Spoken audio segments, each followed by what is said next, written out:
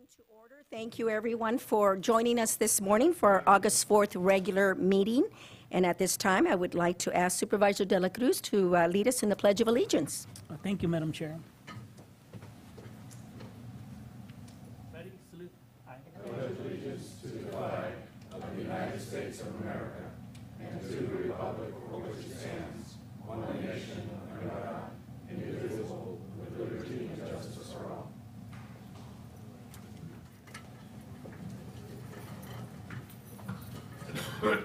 Okay, is there a motion to acknowledge certificate of posting? So moved. Second. All those in favor? Aye. Opposed? The motion carries. Okay, this is my favorite part of being on this board, and that is to recognize and make presentations. So I will ask our board to make a motion to approve the recognition certificate I'm about to present. So move. Second.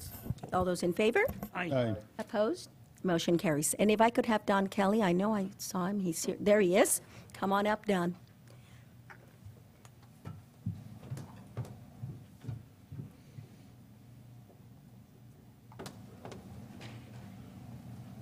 It is always great to present somebody and to recognize somebody, but it's also really sad because Don has been with the county for many, many years. And you want to tell us how many years as in the Parks and Rec Commission? With the county? Uh-huh. I think we're going on 9-ish. But he started way back with, I believe, the city of Hollister. Yeah, it's Yeah. with the city of Hollister for just a little under 8 years. So he's invested a lot of time for our community, for our kids, for just the committee and the community in general. And for that, Don, we appreciate you. Well, you're welcome. The way it's written here is so true to him, in appreciation for your visionary leadership. This is one gentleman who has a lot of vision for the county, a lot of vision for what it really takes to have a great community, and that is to provide recreation for everybody from 0 to 105.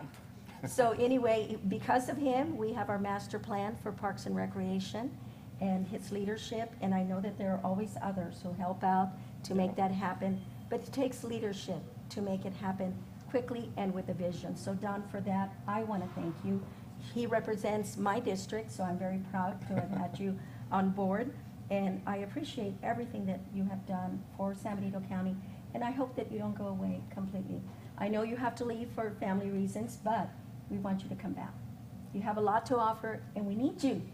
I look forward to seeing this master plan and this blueprint of the things to come be implemented. It's going to be great. It is going to be great. So for that, we want to thank you. We want to wish you the best from the San Benito County Board of Supervisors, and thank you for a lifetime of service to the community. So this is a certificate of recognition for all that you have done. So thank you. Thank you. And if you want to say a few words, you may. Thank you.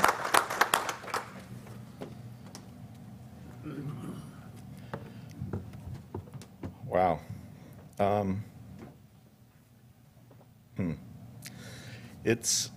It has definitely been fun, and it's been a challenge, and it's been an opportunity to work with some terrific people. And the partnerships that we've been able to foster from the federal level through the state and other communities down to our local organizations and groups. I think the biggest thrill had been being able to sit at the table and work out all of the indifferences or all of the issues and come together with a plan that's going to benefit this community forever. And the best part about the whole plan is that it came from the community. It didn't come from a person or a body or a commission or any. It just came from everybody that had input, and we listened.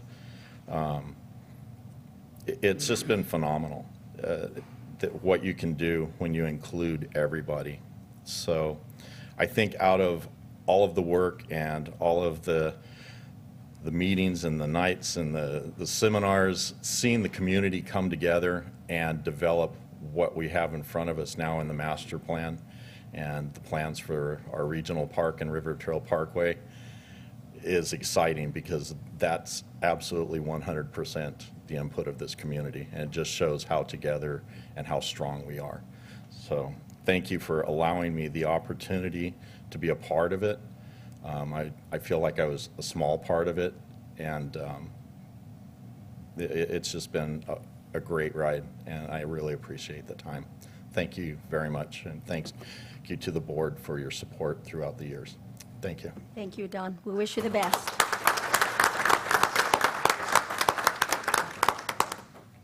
Okay, we'll move on to item E, Office of Emergency Services, CAO.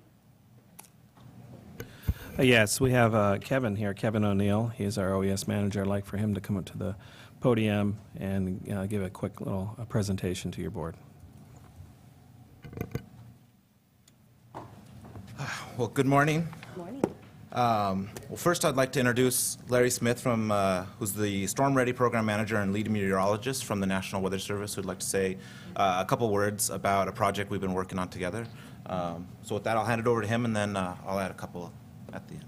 Good morning. Morning. So I've been working along with Kevin O'Neill here at the Office of Emergency Management on a project that has led to the recognition of the county of San Benito County to become storm ready. And what Storm Ready is a program with the National Weather Service in partnership with counties, cities, communities to make sure that we're ready for the next big weather emergency.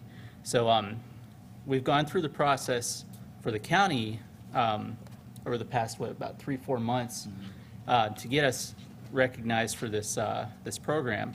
And what this is going to allow us to do is improve communications between the National Weather Service and the Office of Emergency Management, so we know that we're prepared. A good example of this communication is a few weeks ago we had a lightning storm in the southern portion of San Benito County, and I happened to be working that day, and I sent Kevin an email about all the lightning strikes, and we had some good communication there just to give him a heads up that something was going on. And we're also currently in the process of working on a flood project in the southern portion of the county as well that Kevin can fill you in a little bit better on.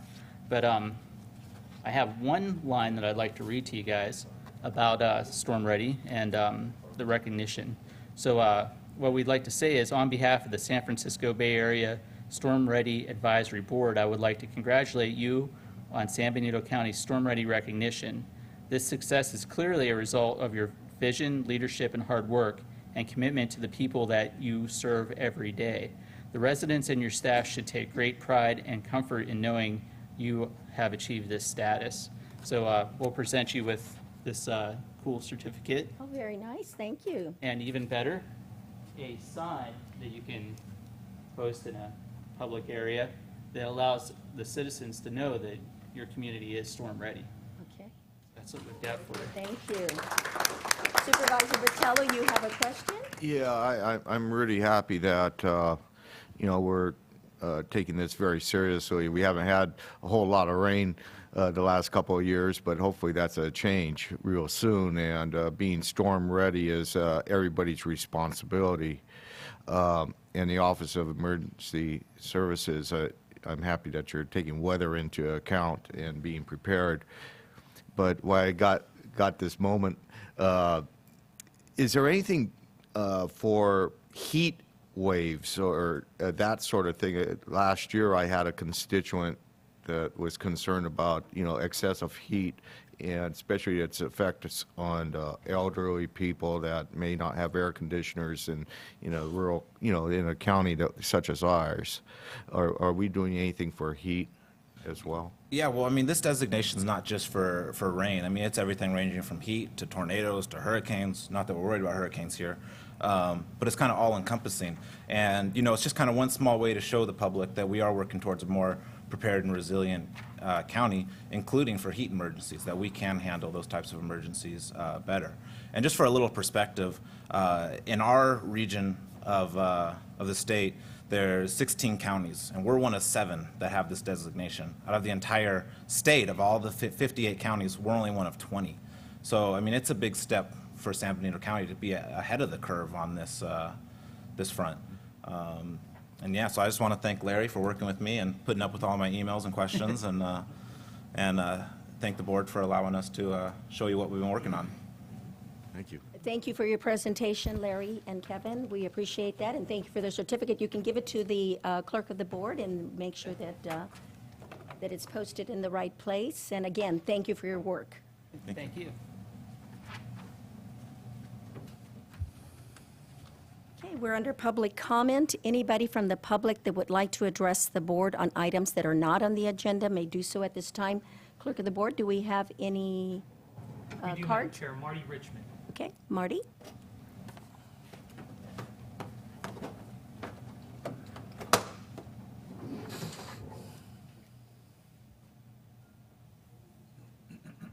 Good morning, Madam Chairman, members of the board. Marty Richmond from Hollister. I want to jump the gun on one issue. I know it's not on your agenda, and that's why I'm bringing up public comment. Last meeting, the CAO mentioned that there might be a proposal to condense your minutes. I am opposed to that. I thought about it long and hard. I understand the administrative burden of trying to keep minutes, but I am very concerned about public access to information and transparency. And the problem with the public access to information is that without written minutes, you can't do a search. I think last week was a perfect example. I don't know how many of you know it, but the feed from CMAP failed at the end of your meeting last week when you were voting on the general plan. And the last portion of the vote and the speeches got cut off. And so nobody saw them. I don't know if they just didn't feed through or if they were gone forever. And so therefore, if you didn't keep minutes in detail, they'd be gone forever. I would not want the public to miss your enlightened speeches about these various subjects, nor would I want them to miss some of the mistakes you make, okay? And I would like those on the record. And sometimes your changes of positions without any explanation. So I would like it all on the record. I've written a thing on Bonito Link. I'm not advertising for myself. I don't get paid for it. But I hope you will read it and take it with all seriousness because it was seriously written. I'm not a technophobe. I'm not afraid of technology. I just don't think it would be the best thing. I had one person from South County here who wrote in and says, I can't even get a video feed, even if you had it on your site, because we don't have the bandwidth down here. So I would never get to see it. And since she publicly put her name on it, it was Kim Williams. I assume she won't object to me mentioning her name because she did sign it and put it on the public website. So there were many other people who will have the same problem. And I think we have people who don't have access to technology, and they would have to go through it. Another big problem is if you do video or audio, you have to go essentially front to back, unless you have an indexing system that says this subject starts at minute 13. Putting in an indexing system would be more expensive than keeping the records, okay? If you're really concerned about the accuracy, and I don't blame you, then just have it professionally transcribed. See what that costs. Thank you for your time. Thank you, Marty. But just for sake of information, we are having an agenda item that we'll be discussing this at the board level, and we'll be very transparent. Yeah. Okay, anybody else, Louis? Madam Chair, Marvin Jones. Mr. Jones?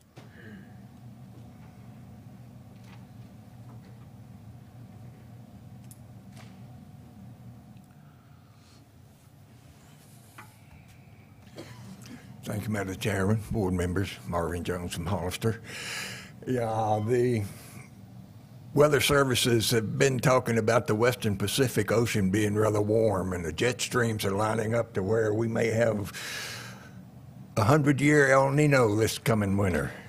They're predicting it to be much stronger than, 96, 97 when it washed out the bridges on I-5 and all that. So storm preparedness, timely there. My real comments, though, was I was suffering from insomnia recently. So I got out the Association of Monterey Bay Government's Metropolitan Transportation Plan and was reading that. And that noted in there that In 2020, the California is expected to have 507 million metric tons of greenhouse gas emissions. What's a million metric tons? It went on to say that it's 38% transportation, 21% industry, and I'm not sure whether they didn't mention the rest of it or that was when I fell asleep. But anyway, what's a million metric tons of carbon dioxide or greenhouse gas emissions? They included the trace of methane and nitrogen oxides in their numbers.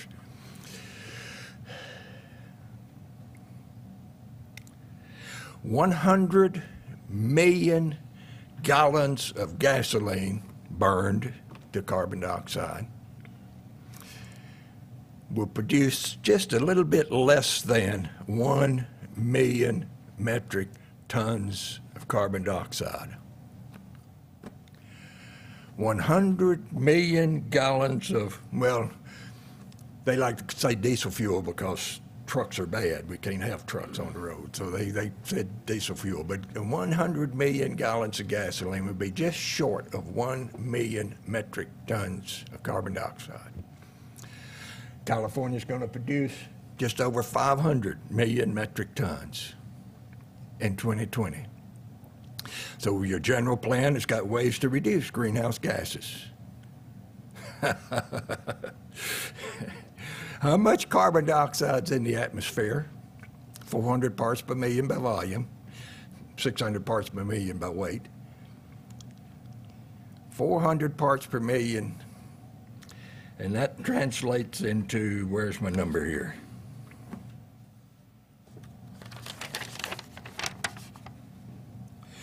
$2 million metric tons of carbon dioxide. Now, that didn't count the methane and nitrous oxide that the greenhouse gas create. 2 million metric tons.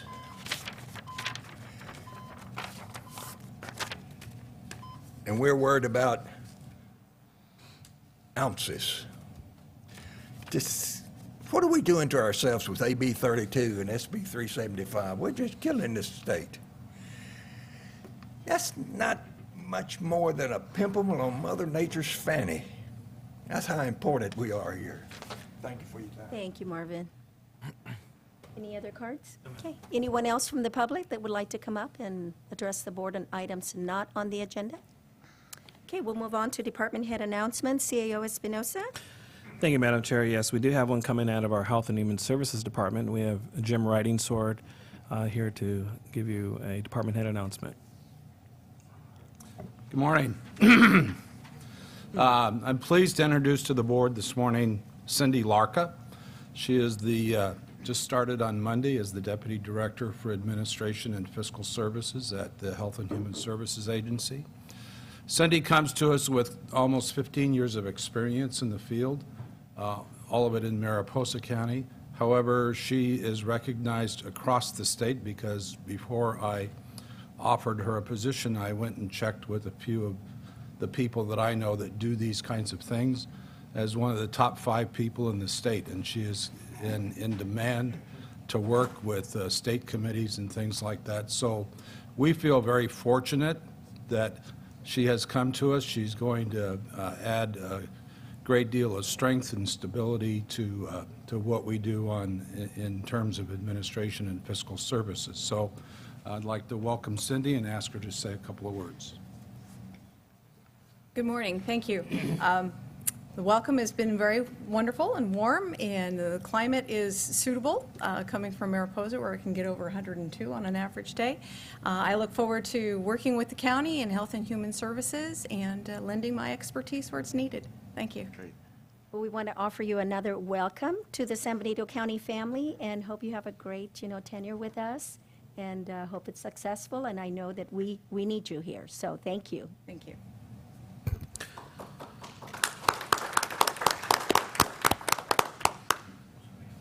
Yes, we also have another one coming out of our sheriff's office. We have our sheriff, Darren Thompson, here. Yes, good morning, Madam Chair, members of the board. I would just like to announce that this evening is National Night Out. It's an annual event, occurs the first Tuesday in August. We've been celebrating that for many years here. It's an event that's designed to enhance the relationship between our community and our public servants. This evening's event will be in the 400 block of San Benito Street. We'll have the street blocked off. There'll be food, games, fun, music, some awards handed out, and yours truly will be in a dunk tank. I need to be there. I think it's going to be a little bit of a long evening for me if I'm in there by myself, and so I would invite each of the members of the board, if you have some swimming trunks, that you might join me down there to just to increase the morale in our community, and I'd invite you to come between 5:30 and 7:30 and take a 15-minute turn in the tank with me. Actually, it'll be instead of me for 15 minutes. Well, I'd also like to point out that at 6 o'clock there'll be opening ceremonies with the flag salute provided by our new fire chief, and the national anthem sung by a local musician and vocalist. And then later in the evening, there'll be some other awards that I think would be a special opportunity for you to see and witness the things that we do throughout the year. And so thank you very much, and we would love to see you this evening. Thank you for the invitation. All right, we have one more. I just want to remind the board and the public that next week, next Tuesday, August 11th, we have our board retreat. With that, it's the part 2 of our board retreat of February. A couple things that we didn't cover then was technology. We're going to have a New World demo for the board. We're also going to share with you Open Gov, which will really cleanly state what we're planning to do with the ERP and making it transparent to the public, so you'll be able to see that. We'll discuss a little bit about social media, and then also, too, we're going to share with you the clerk of the board, as we just, as Supervisor Margie Barrios just brought out. We're going to be talking a little bit about the minutes, but in particular, what we're going to do or what the plans are with technology and the minutes. So we wanted to share that with the board and the public. There's a few other things as well we're going to be covering, but I just want to make sure that the board's aware of that. At 9 o'clock at the Sheriff's Building. That's all the announcements that we have. Okay, thank you. All right, we'll go on to board announcements, and I will start with Supervisor De La Cruz. Thank you, Madam. Just got to kind of crank up my arm for today's. On a lighter note, Madam Chair, I got an invitation from Michael Smith about the, I guess they're trying to organize a San Benito County Fair, Battle of the Bands, and they're asking all 5 of us to provide, I don't even know the phrase, the meaning or the process or the qualifications, to provide a band that represents each individual supervisor's district and have that band represent District 1 or 2 or 3 or 4 or 5. And I talked to Mike Smith last night, and I said, Mike, give me details so at least I can share your thoughts to the board. And they said, well, it's the beginning stages of the game. Okay, that's a good thing. But if the board is interested in the support, they would support. They would love the support from the board of supervisors. So I asked Mike, give me something I can share with the board for at least 20 seconds. As well, if you can ask the board if they're willing to participate or willing to find someone who represents them in their respective district to play for them at the county fair on October the 4th, that will be a start. And I don't know what the details, I don't know what does that mean? Does it mean that we have to sponsor them, hire them, pay for them? I don't know. But if we are interested in it, there'll be more information to follow. So just relaying the information to my fellow supervisors on this issue. On another issue, Madam Chair, Mayor Velasquez and myself attended with, actually, Sarah, I really want to say thank you, Sarah. We went to Twin Creeks to see how sports complexes are built, because last night we had our Veterans Memorial Park Commission meeting, And I know that there's just a huge need for parks in our community. And maybe the way to go is maybe go through a public-private type of concept in which we can build a Field of Dreams sports complex or some other method and go through rubber material instead of regular grass, because in today's world, water is so expensive that we can't even maintain. In fact, Mike Hodges made a presentation to the Vets Commission last night that most likely in the future, we're talking about $2,000 to $3,000 per water usage at the Vets Park. And there's going to be a lot of groups, a lot of little leagues, a lot of soccer clubs that ain't going to be able to afford that very expensive water usage. So from a personal perspective, I've been talking to my brother, who's a major part of the Hollister Trimmers, and he's expressed that the club is interested in going through to a rubber material instead of going to the grass, because they're going to be the ones going to get hit the hardest whenever this new water monitoring comes into place at Vets Park. And Supervisor Munson and I were talking about it last night a little bit, and he says it just can't happen at the Vets Park in terms of, rearranging. And I said I totally agree with you. Vets Park is a park that needs to stay alone. And if we the community do decide to build a Sports of Dreams or some type of complex that can generate a lot of profit for the community in terms of having tournaments, it has to be away from the Vets Park. It's just, there's no way we can do it at Vets Park. And I just want to share, to Sarah, thank you, Sarah, to our mayor for, and from other members of the community, to go up there and get educated on how we can use. I mean, you have a field here that can actually be multi-use. You can use it as a softball, baseball field, and at the same time, you can even actually use it as a soccer field. It's just a matter of drawing the lines. And if we can do that, and it could generate a lot of activity for our community and have a lot of space for our kids, I think it's a win-win for the whole community.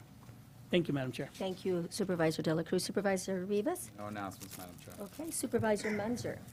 I don't want to steal any of his thunder as he gets up in a few minutes, but I attended, along with yourself and Supervisor Patello, the new fire chief's swearing in yesterday morning, and it was very impressive to see all the people that came out to support him and his new endeavors. I just want to congratulate him at this time. It was a great event, and just kind of echo what Supervisor De La Cruz said, that we are definitely going to have to look at future plans for our sport facilities, as Don Kelly was so instrumental in starting us down that path. We need to continue that path and look at new options. Thank you, and that's all I have. Okay, thank you. Supervisor Patello? Nothing this morning. Thank you. Okay, and congratulations to our new chief. Yes, and I know that there will be something on the agenda later, so we welcome you. For me, I would like to, at this time, appoint or create an ad hoc committee to deal with the impacts of marijuana in San Benito County. And so I would like to appoint myself and Supervisor Patello. Thank you. To join me in that effort. And whatever comes out of that ad hoc committee, I know we will get together with our CAO and staff and our sheriff and others. And we will bring it back to this board for any decisions, any ideas that we may have. Okay? Yep. Thank you for joining me, Supervisor Patello. Madam Chair. Yes. Can I speak to the council through the board?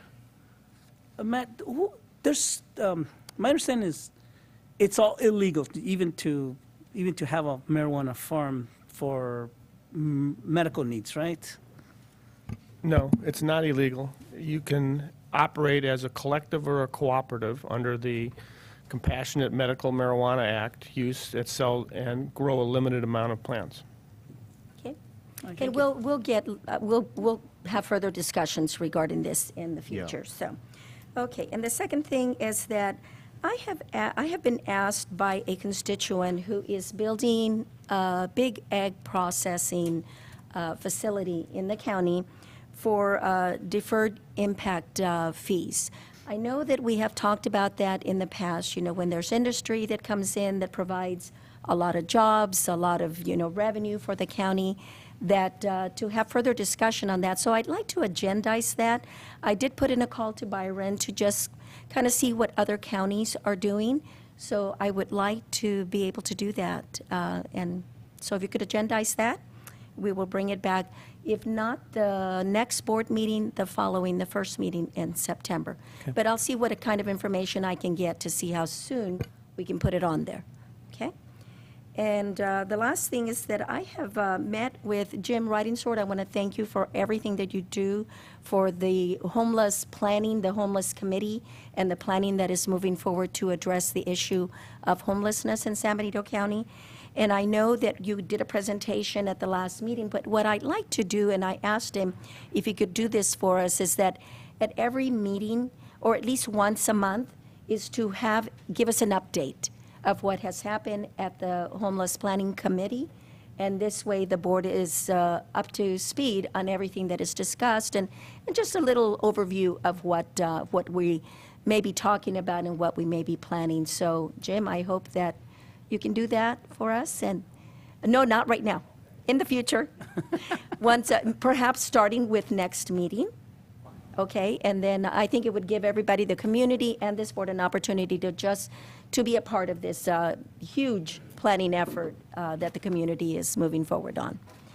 Oh, and that's it. Okay, we'll move on to consent agenda items. Would the board like to remove any of these for discussion? And that would be items 1 through 14. Anybody from the public that would like to pull any of the agenda items, consent agenda items 1 through 14? Okay, then I will ask for a motion to approve them all. So moved, Madam Chair, as stated. Motion and a second to approve consent agenda items 1 through 14. Any further discussion? All those in favor? Aye. Aye. Aye. Opposed? Motion carries.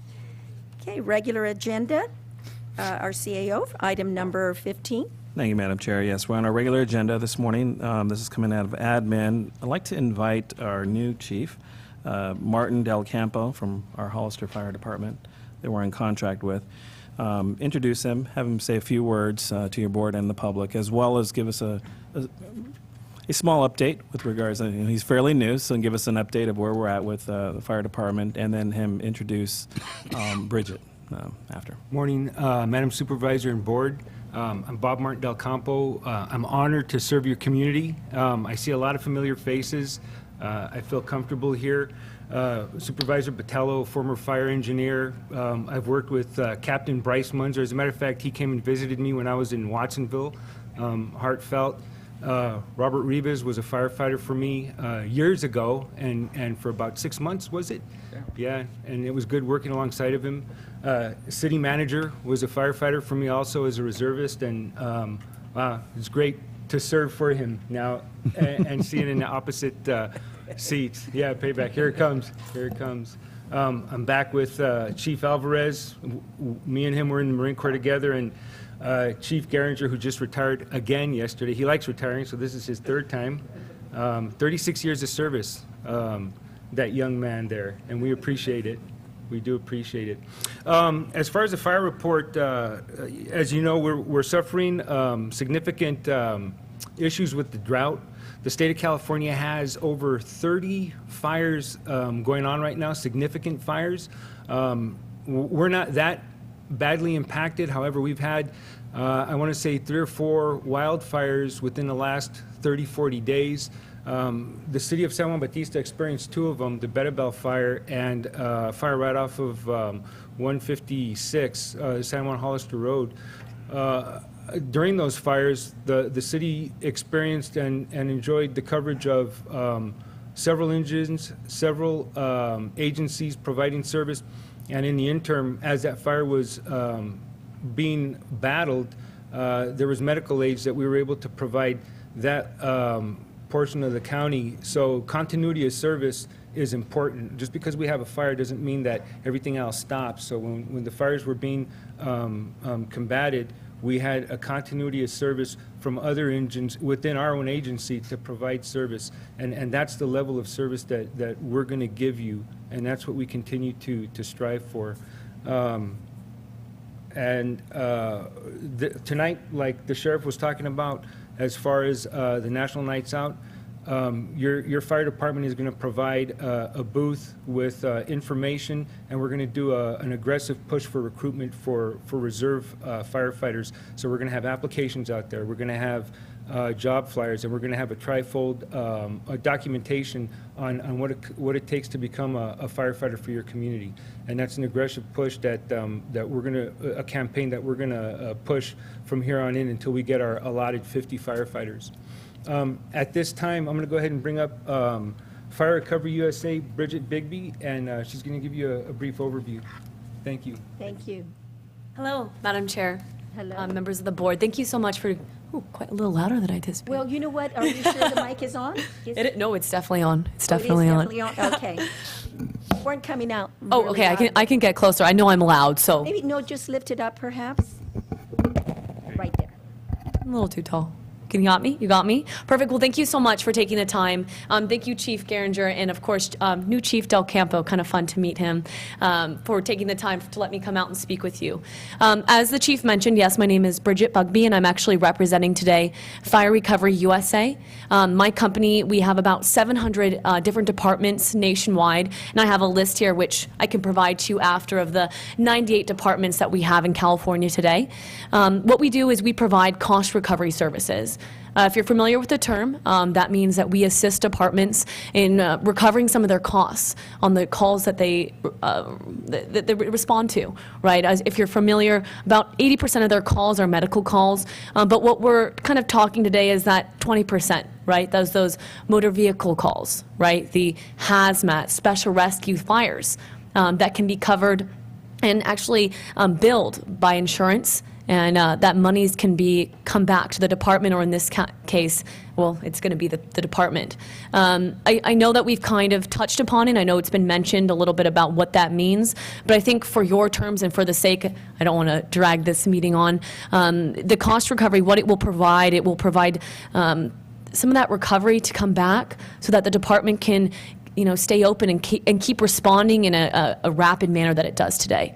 So I guess I'm kind of just opening it to you. Do we have questions on kind of what cost recovery is and what those responses would entail? Do you have any questions? Anybody have any questions? I know we've brought it up a few times. Madam Chair, after the presentation is complete, I think Supervisor Munzer and I had a little bit more detailed presentation from this young lady, Right. About 3 months ago? Yep. Maybe we were interested in hearing more from our colleagues on the board, and then I kind of have some thoughts afterwards. Okay. Now, is this through the fire committee that you were presented the additional information? The cost recovery has been discussed at the fire committee for some time, and with the idea that exploring options as far as increasing revenue for public safety and services. We have, I think our board and the city council has somewhat of a responsibility to explore options that are available for us. And that's not to say that we should, go into everything that's, may be an option, but at least we're, evaluating, potential revenue streams. And, I know it was kind of a sensitive issue for the city when they brought it up. We all are taxpayers. And the fact is that our services are at a bare minimum. At our fire department, we need a couple more stations in the county, more firefighters. Same could be true with the sheriffs and police, as well as all our departments are pretty much running on a bare minimum, including library and recreation, and so whatever revenues that may be reasonable, we should explore and see if they're worth pursuing. And I think the jury is still out as far as whether or not we want to pursue cost recovery for fire services. But That's the comment I wanted to make. All right, so this, I just have a question, and then Supervisor De La Cruz. So Cost Recovery, your organization is offering this service to our community. Correct. At this time, but we have not contracted. Correct. Yeah. Correct. So just clarification on the process. I didn't touch upon it, but kind of what would it entail? It would entail an ordinance, right? Right now, the city of Hollister is in the process of approving fees, right? A fee schedule justifying that in a case, let's just use an example, motor vehicle incident, a certain fee would be associated to that response, and they would be billed to the insurance of the at-fault parties. Now, I emphasize at fault because we're not going to be billing everyone, right? We're going to be billing those at fault, and we're going to be billing their insurance where that side or that cost is going to be actually a lot of the times in a rider within the insurance policies and covered for fire departments. Okay, so that leads up to my other question, and I'm sorry, Supervisor De La Cruz, but it's leading up to what I already Great. had No, I'm notes trying- on. I know, it's a process. So that means that if the city of Hollister has an ordinance to use this service. In the process of They're in the passing that, process, yes. Then any recovered fees or any recovered revenues would then go to the city of Hollister. But if we had an ordinance, then anything that is maybe serviced or there's a service in the county would then come to the county coffers? Is that how it works? I think it would need to be discussed between okay, where so the that service hasn't is. been- Right, that's not- so basically, we work for you, right? Who's billed, you tell us, right? Oh, got it. We're basically the hard workers on the back end, working and fighting the insurance companies to That get the would be a payment. discussion between the Right. city and the county. Right, then. who gets what money, we just need to be told where to send the check and who to address it to. Okay, and then now, do you go after private or public agencies, or both? So once again, kind of how you want that to work, right? Every contract is different. Right, I have departments who want to bill the individuals directly after the insurance is exhausted. Some want to send to collections, that's your choice. I think we've discussed more just billing insurance until it's exhausted and then maybe just stopping there, right? But once again, if the county wants to be more aggressive, that we can move farther in that direction too. Okay. Supervisor De La Cruz? Oh, I guess bunch of questions, a bunch of scenarios are just popping up right now. Right, I'm here to answer your questions. I'm trying to get away from the car seat scenario because that's the most easiest and the best way how to explain it. But I think in reality, there's just more than cars. Of course. How about if it's just somebody walking down the streets and an emergency is called? Okay. How's responsible? Is it that person's insurance that has to pay for that call? So an individual's walking down the street, are they at fault of the incident? They just get hit. They just fall, heart attack or stroke or something. So that would be a medical response. That's not what we're talking about. So what are We're you talking talking about the non-medical. So a majority of what the department is responding to is medical, right? We understand we have someone at home has a heart attack, walking down the street is they fall down, they need assistance, right? That's a medical call. And with medical, it's actually something we call first responder, as not transporting today. And that's actually something that isn't covered by insurance. It's happened so much, but we're in the process of having national law to get some payment to departments for that. What we're talking today is just a small percentage of those calls which involve insurance, right? Where you can actually get paid, which is any hazardous materials leaked out during an accident, a fire, right? Where there's homeowners insurance involved. But if you're talking about maybe an individual getting hit on the street, maybe a car runs into them, like we're getting kind of graphic, sorry. But that would once again be insurance of the at-fault party. And it would be, if there was a fatality, it would be the choice of the department if they would like to bill. At the surface level, it seems like it's a good idea to go after the insurance. Totally agree. After all, at the end of the day, us people who have insurance are the ones who are going to pick up that additional premium. I just kind of see it as a slippery slope going down that path in which, it becomes, the moment a call is made, there's already a cost associated to it. So somebody's going to pick up that cost, almost to a point where it's just going to become funded by the activity. And I can see Billy nodding his head now, but we don't know what's going to happen in 10, 20 years. We don't know. Right, we don't, and I understand that laws can change and adjustments can be changed, but for right now, at least what I've been hearing in this meeting, and I was reviewing some of your consent agenda items, money's tight, right? Money's tight throughout the state, and this is just an option to give a few $1,000s. We're still working on numbers for Hollister, but we could have upwards $60,000, $70,000 annually to just put back. The department's never making money, right? never going to make money. This is not, Understand. we're getting paid. This is get a slight recovery of some of those calls and to keep the station open, functioning, and keeping that rapid response. I Right? guess, Madam Chair, I guess my response at this moment now is, I still need more information to support any, Okay. this idea still. Okay, Supervisor Rivas. Yeah, so I have a couple of questions. Right. I know the city has been dealing with this for quite some time now. Obviously, we have a contract with the fire department, so you would need a decision from our body, so we kind of have like a uniform kind of policy or law. Is that what it is? Correct. So we need to put it as basic as possible. In order for us to bill, in order for us to even create a contract with a department or county, we need something to say that you can't bill, right? So in this case, it would be an ordinance. Okay. And then my second, I'm not sure if it's more of a question or a comment, but like my colleague just stated, this is, I've certainly been, I've mentioned this many times since being elected in 2010 and being on this board since 2011 that we have to think outside the box. That certainly we're short of revenues, but this is something entirely, it really is challenging my understanding of why we're here as a government. This social contract that we have between our government and people. Right.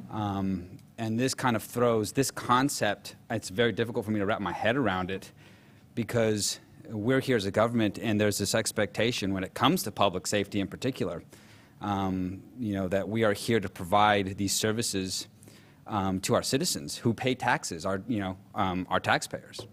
And this is something I don't think I can ever support because it makes no sense to me, to be quite honest with you. And it just, for me personally, it disrupts this idea of why we exist as a government and this social contract that we enter in with our taxpayers.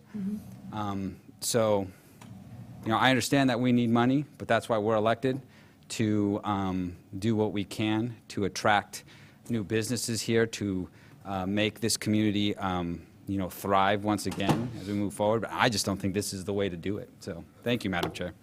May And I, I think- may oh, I I'm add one sorry. point, just to add? So if I can pass out this list so that you can see, but you have several different counties several different departments around you. Let me just list what I have right here. Aromas, South Monterey, Mission Soledad, Watsonville is in the process of moving forward. They are all billing today, and right now, Aromas has a collection rate of over $15,000 on the 29 different claims that they've been able to recover.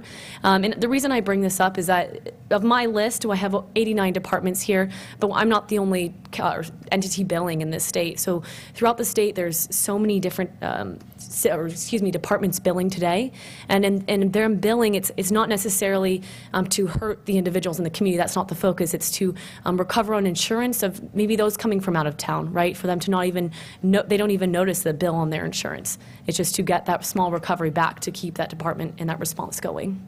And if you could give that list to our clerk Oh, of the yes. board, and I think at this time, what we probably should do is to take it to staff level, to discuss it with perhaps your organization, the city of Hollister, and then maybe come back to the board with a recommendation. Is that what you're thinking as a board that we should do as a follow-up to this presentation? Supervisor Munzer? Thank you, Madam Chair. I'm not quite sure if the rest of the board knows. And Billy can correct me if I'm wrong, but I believe 2 of his city council members went to either a convention or a seminar, heard a similar presentation. They brought it back to the city. The presentation was given to the city council. Presentation was given to the Fire Protection Committee. And at that point, we wanted the whole board to hear a presentation. So that's kind of why we're here today. Okay.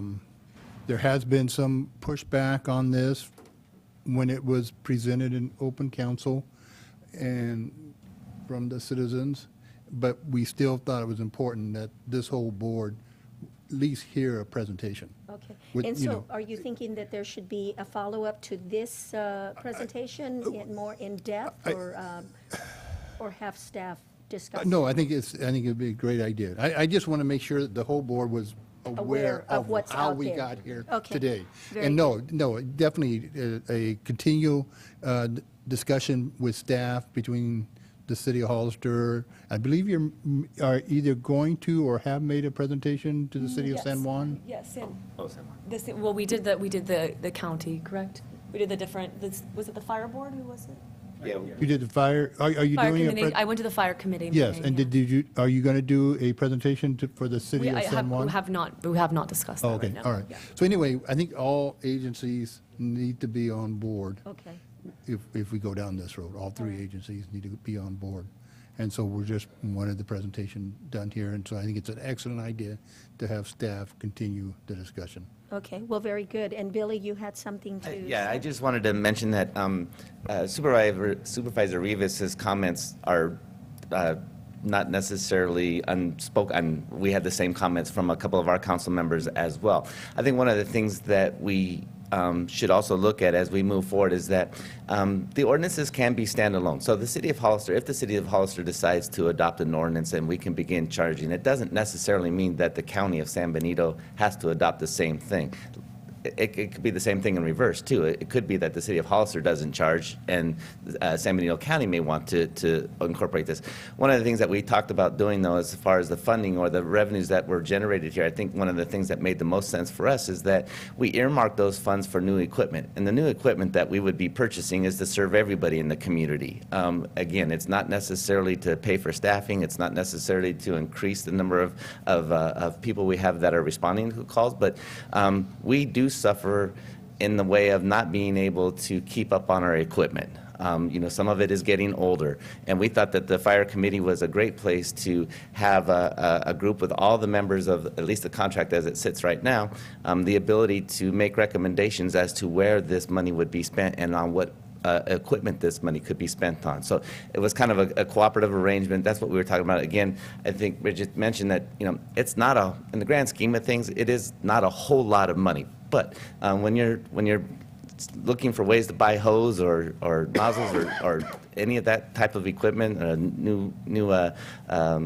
it's just an option that we were exploring. So again, Robert is or Supervisor Rivas is completely okay with this philosophy. I get it too. I get it from a couple of my council members as well. So. Thank you, Billy. We appreciate that. And thank you, Ms. Bugby. I think we have given direction, and Chief? If you guys let me give an example, I wear another uniform outside of this one. I'm in the Army Reserve right now, and I work for an organization that's called the Defense Coordination Office. And what we do is we provide military support to civil authorities. So Hurricane Sandy, Hurricane Irene, Hurricane Isaac, I've been on all those incidents. When those Patriot states, New Hampshire and Providence, Rhode Island and Boston, come into conflict with hurricanes, the Department of Defense and FEMA provides them support, and in return, there's a fee that's associated with it. And there's all this documentation that the central government collects from fees provided. So it's not just a local government program. It's nationwide also. So I mean, it works for the nation. I think it would benefit us also. Well, thank you. Thank you for that. And if you could stay there, because we want to go back, after you're done, Okay. we want to go back to your introduction. Okay. Okay? I think I'm good unless you have any more questions. No, I'm any kind more of here questions to of Ms. Bugby? put a Okay, I face think to the cost recovery. Supervisor So. Patel? So, Madam Chair, is it the consensus of this board that we continue to explore a cost recovery program as far as, probably on selected calls, of course, and have staff and maybe even the fire committee continue working on this? Or does this board feel that we should maybe pursue other options or just leave it as status quo? No, personally, I would like to, I support it, and not be just at face value, because I really don't know all the details. I agree with Supervisor Rivas, but I also know that in order to continue to provide really good service, we need revenue, and we do need, the proper equipment, and so I would like to get more information before I decide to say yay or nay, but I would like to continue to explore it, and yes, with the support of the fire committee, certainly involved with staff to move forward to bring it back to the board with more Because info. I certainly do have mixed feelings about it myself, but I've been on, as noted by Chief Del Campo, went back a long ways. I have a little bit of background in the fire service, and I would go on calls and I would just scratch my head and think this is something that, you know, why should the taxpayers be out, you know, this effort? And there should be some sort of reimbursement at times. But other cases, of course, we're there to serve and protect, and this, you know, boards and councils have to provide those services and should obligated to provide those services. So there's a balance there, and it needs more work, obviously. And further discussion. So any other ideas? Are you okay then with us bringing it back after more in-depth look at what opportunities are there, how it's going to be, you know, brought forward, and how the language in an ordinance could look like, perhaps borrowing from other counties? Okay? Yeah, I'll make sure that we get that on the agenda. I'll meet with the fire committee, Supervisor Botello and Supervisor Munzer, and we'll put something together for the board. Okay, very good. So that's the direction we'll be moving. Thank you very much, and thank you. Comment, please. Oh, I am sorry. You will be coming up, given the opportunity in just a minute. Did you have something else? Did you have anything else? No, I'm just I'm here to kind of answer any questions. So. Okay, very good. Yeah. Well, stay there in case there's I'll- a question you may have to answer. Okay. Okay, public comment at this time on item number 15.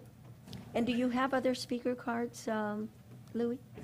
Okay. Very considerate of you to ask for public comment after you've made your decision. I really appreciate it. Nonsense. My name is Marty Richmond from Hollister. This is baloney, okay? The truth of the matter is that they pulled the regulation back, the ordinance at the city, and the reason they did is because they wrote it so that everybody gets hit with the bill. Now, there's a big difference between gross negligence and just having an accident, even if it's just a fire accident. We don't pay the taxes so the fire department can live in the firehouse and enjoy their meals and sleep there, and I know they put in their duty and training. We pay so they will respond to the fires. That's what we pay them for. There's a big difference between gross negligence and just having a fire or having a traffic accident and gross negligence. I have no problem in recovering money from gross negligence. Somebody's driving DUI and they have a wreck, we should bill them. Okay? Somebody's storing 50 pounds of black powder in his garage and they have a fire there and it blows up, we should bill them. But I'll bet you there isn't a garage in this entire county, whether it's in the city or in the county, that doesn't have some paint remover stored in it. I'll bet you every one of your garages has got some paint remover stored in it, or some acetone, or some paint thinner.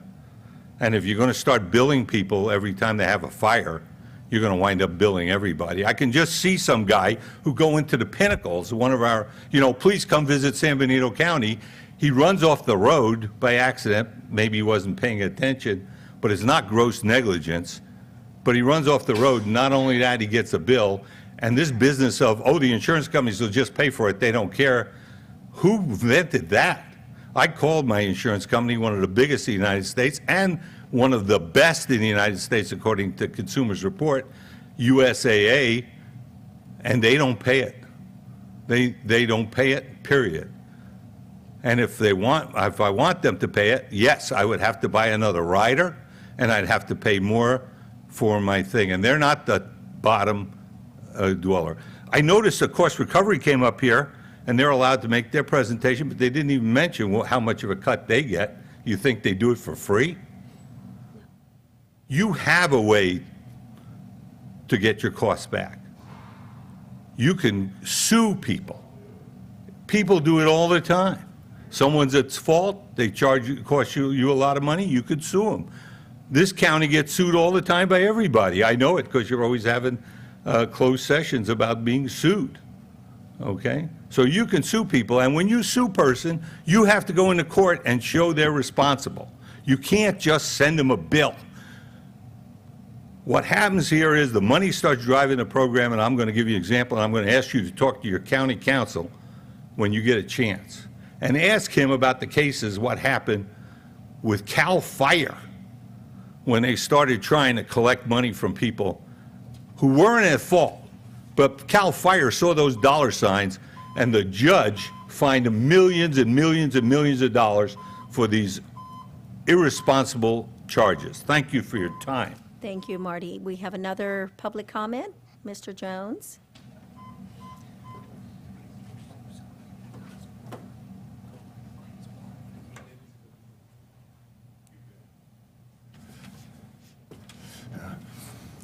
Supervisor Dela Cruz, excuse me, I'm still Marvin Jones, still from Hollister. Supervisor Dela Cruz, Supervisor Rivas, right now it looks like if it came to a vote, you'd get outvoted. I do appreciate your positions or your earlier comments there. What's going to happen down the road, the slippery slope that you mentioned? All you got to do is let the camel get his 10 under the nose, and it won't be long before he's there. Your hound dog will be in bed with you if you let him in the house. Your insurance premiums will go up. You'll have to buy a rider, as Mr. Richmond said.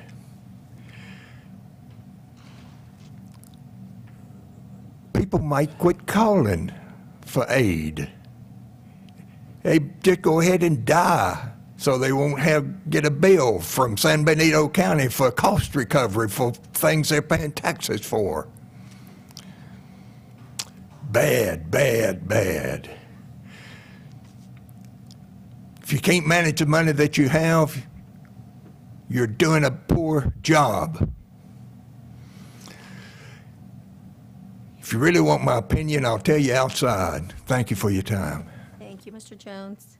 Any other public comments?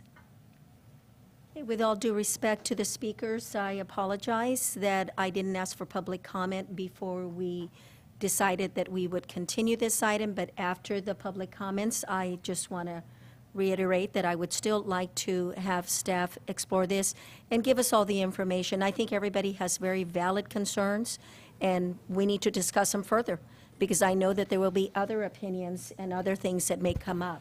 So are you still wanting to move forward with getting staff to explore? Well, Madam Chair, I certainly don't disagree with much of the comments made, but what we're looking at is, I think, a very small minority of the calls that the fire department responds to. It's something that is based on gross negligence of the law that has an effect on the, on neighbors and the quality of service that we could provide. We do have a need for additional equipment in our fire department that we're struggling to provide, and as we're trying to move forward with the station at North County and as well as South County, we have additional costs, and maybe the best avenue to develop revenue might be the sales tax, such as what the city currently has. We're also working on revenue neutral growth in this county, and there's so many avenues that we're taking. I don't want to rule out anything without at least exploring it to its full capacity. So I think and that's all we're saying right now is, maybe at the end of the day, we're not going to do this anyway. Yeah, but it does, I agree with you, it deserves further, consideration as far as what can we do, is this fair, is this unfair, how do you do it? And so that needs to be looked at. So I'm assuming that we will move forward to have staff explore it, bring back the options, and certainly a decision isn't being made today in any way, shape, or form other than to bring us back additional information so that we can consider how we want to move forward, or if we even want to consider this option. Okay? So that's what we'll do. Thank you.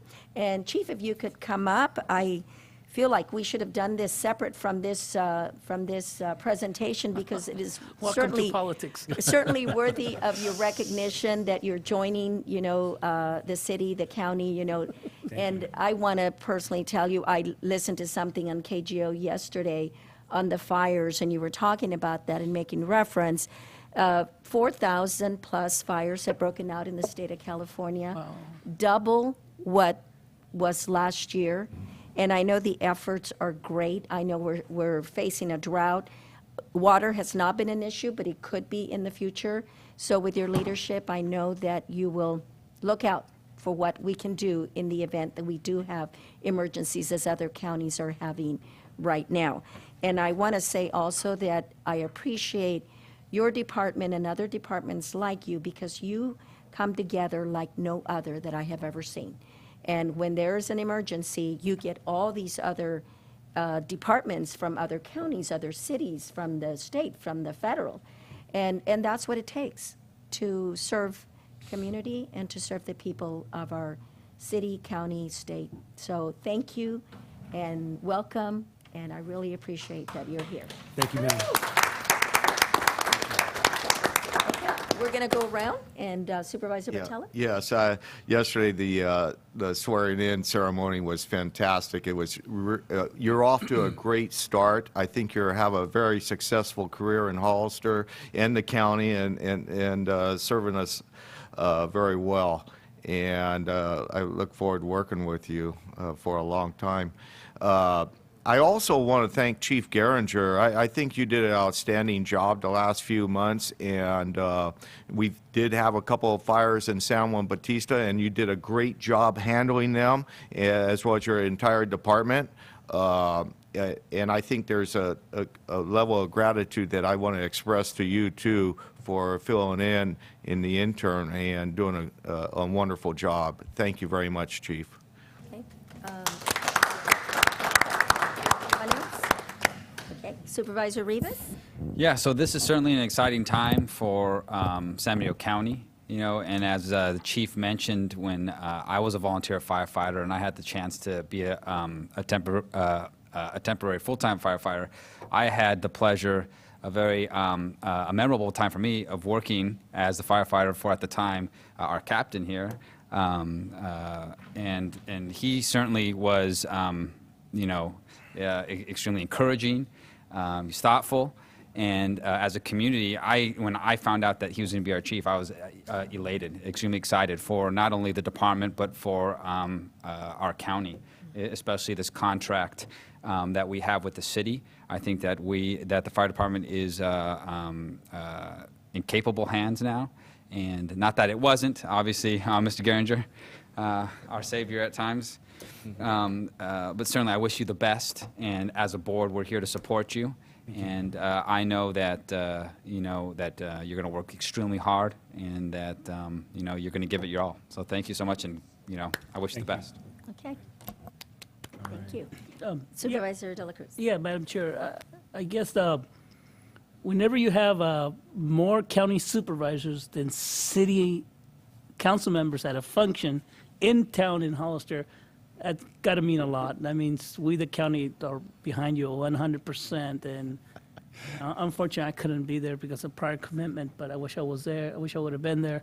All I got to say is welcome aboard, and soon, you know, I don't know if it's going to be this board or some future board, they'll be working on naming a park after you for all the years of dedication you provided San Benito County. It's going to be a dog park. Thank you, Munter. Thank you, Supervisor De La Cruz. Thank you, Madam Chair. Chief, I just look forward to working with you as part of the Fire Protection Committee, and just in cooperation with the City of Hollister and the San Benito County, and going forward with the fire department, getting our station up and running in the north part of the county, and then also have our South County station in the future. So I just really look forward to working with you. Thank you very much. Yeah. So again, welcome. It's always great when people come back to our community. That speaks volumes for all of us. And welcome. I hope you have a great time while serving us. Yes, I will. Thank you. All right. Thank you. Okay. The next item is a public hearing. CAO Espinosa.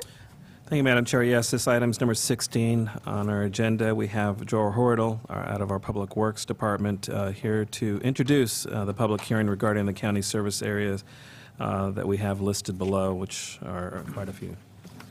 Joe? Thank you. So today we are doing our annual hearing for the CSAs, the county service areas, to set the rates that will go on the tax rolls. I did have one correction I wanted to go through and put into the record and for the board and public, and that is related to CSA 50, Dunville Estates. That one of the costs that had been associated with that project was a slurry seal project, and we actually essentially paid it off last year. There were some interest charges that came through. It still showed up as a full charge for this year. So we have a rate that we are proposing for the regular rate. In the report, it shows it is $1,833.96. We are taking $133.32 off for that to set it at $1,700.64, and that shows up on pages 282, 283, and 314 in the packet. So I would ask the board to make that correction. The secondary charge for CSA 50, that would remain the same, and so we're just lowering the regular rate at Dunville.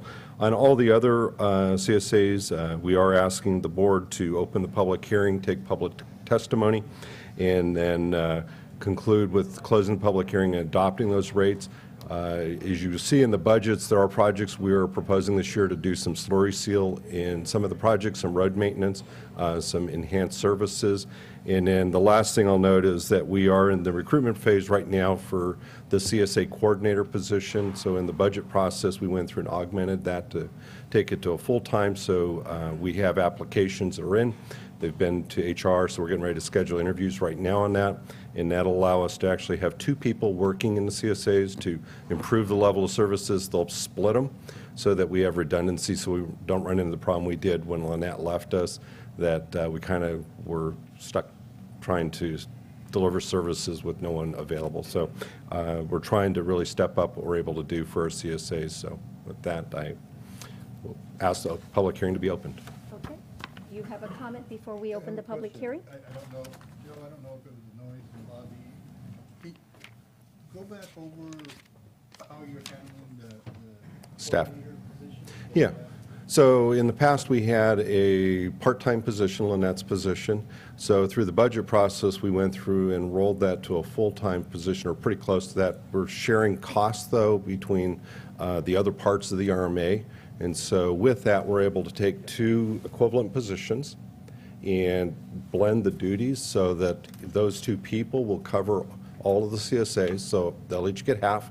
They also have responsibilities throughout the rest of the RMA to deal with, like accounting, bookkeeping, those types of services. Okay, so my question is, so you're taking two people, two bodies, giving them each half-time CSA duties? They're each going to have half of the CSAs, and we're increasing the amount of time from what Lynette was budgeted for, reflect more of what she was actually doing, and so that we're really able to provide a responsive level of service. So I guess I'm still asking, is Yeah. it a 1 FTE or 2 FTE? For the CSAs, it's one or a little bit underneath that, but there are two FTEs that are split with duties, yeah.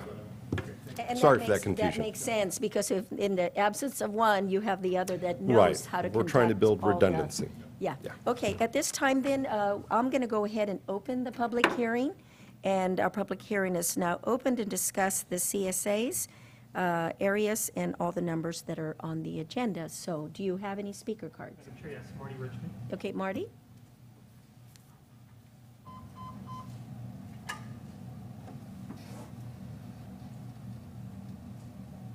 Marty Richmond from Hollister. I think it was last meeting, we talked about the other kind of districts. Could somebody remind me of what they're called? Not the CSAs. CFDs. CFD. And so my question is, through the chair, to the staff. Administratively, I know the CSAs require a lot of administration. We're constantly up here. Do the CFDs, when they are applicable, I understand we can't go back retroactively, but I'm talking about moving forward. Do they require the same level of administrative report, the same yearly county, I have no idea, and I was wondering if the staff could just give me a general idea so I could get some idea about that. I appreciate the staff's time. Thank you very much. Absolutely. CFDs do definitely require administrative time. We've built that into the cost assumptions for the CFD that we're working on right now. I would say it's commensurate, maybe a little bit more, in that there's a broader range of services that we're dealing with, or costs that we're dealing with in CFD. But on the other hand, it's less because with CSAs, we have to do a 218 process every 5 years if we wanted to keep up with CPI. We built that into the CFD so it follows with the Bay Area Consumer Price Index so that we don't have to go through and have elections every 5 years. So we tried to deal with some of the headaches that we have on CSAs that way. But there definitely is cost. It's one of the reasons in thinking about how we're staffing CSAs is ultimately CFDs would move into that same group.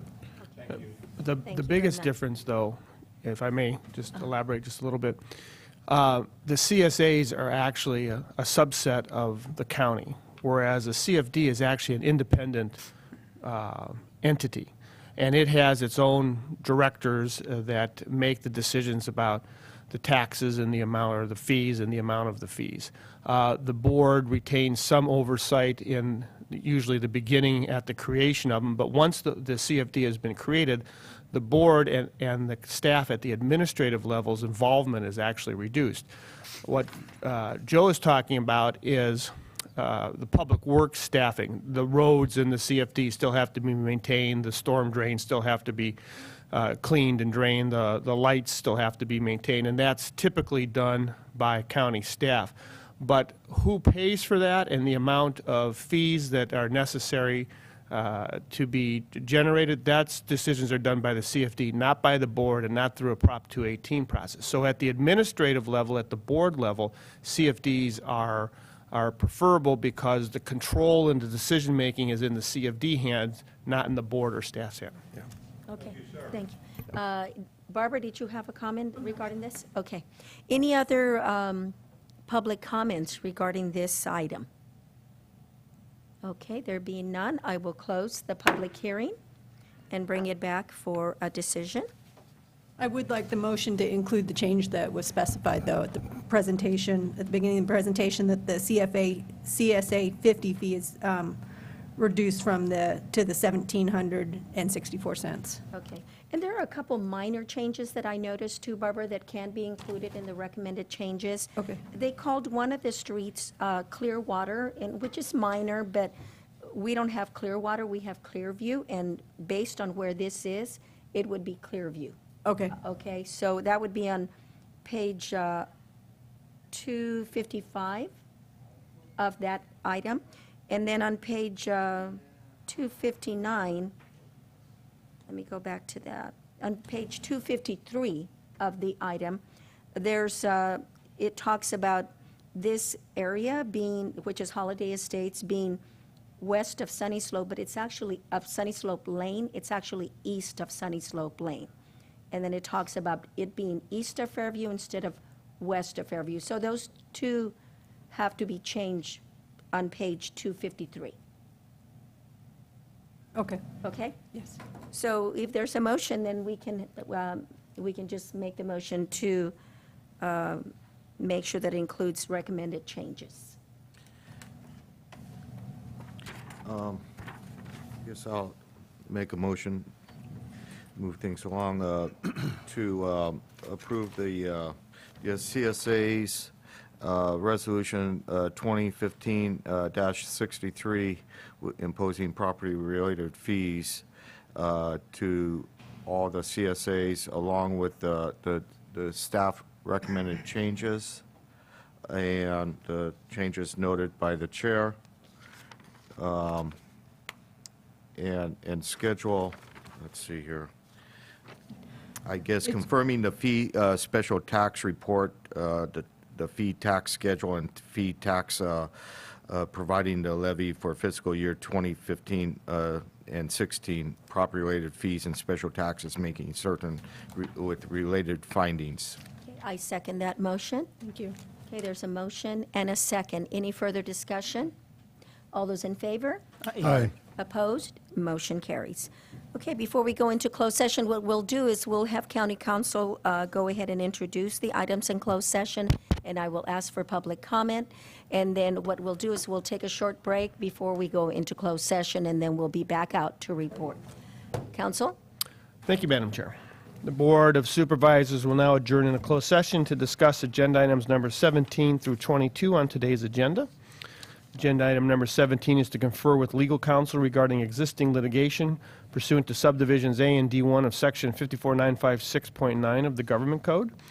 The case involved is Kimberly Mello et al. Versus the County of San Benito et al., filed in the Northern District of California in the United States District Court under cause number 5, 14-05331 EJD.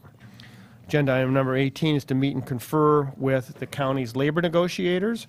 The designated representatives for the county are Allison Hauk, Dania Torres Wong, Ray Espinoza, Joe Paul Gonzalez, Melinda Casillas, Georgia Cochran, and Steve Coffey.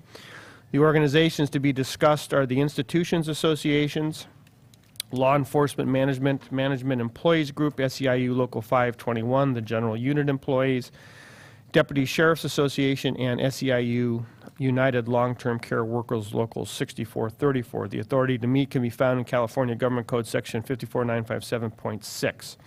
Agenda item number 19 is to confer with legal counsel regarding existing litigation pursuant to subdivisions A and D1 of Section 54956.9.